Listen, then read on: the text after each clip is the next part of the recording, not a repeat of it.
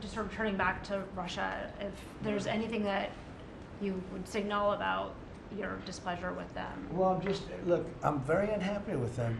There's no reason for this. It's turned out to be tougher, but it's only tougher. And I will say the Ukrainians were brave, but we gave them the best equipment ever made. We gave them the anti-tank busters that knocked out tanks. I mean, you just aim them in the direction of the tank and the tank is gone.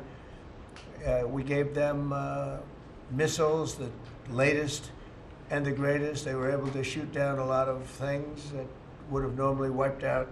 You know, probably would have been a very quick war. It would have been a war that lasted 3-4 days, but they had the benefit of unbelievable equipment. And Europe gave them too. We gave them far more because Biden shouldn't have done that. He should have equalized. We should have given them the same, or we should have given actually less than Europe. It affects Europe much more than us, but we're in there for over $300 billion.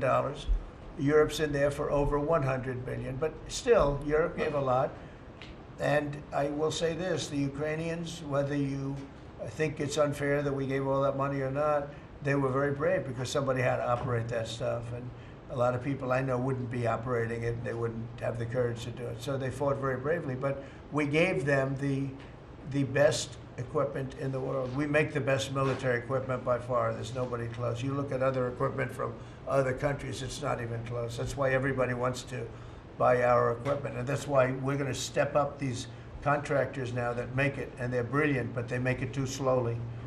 And we have to step them up, Pete, and let them make it at a much higher rate. Unfortunately, we have to do that.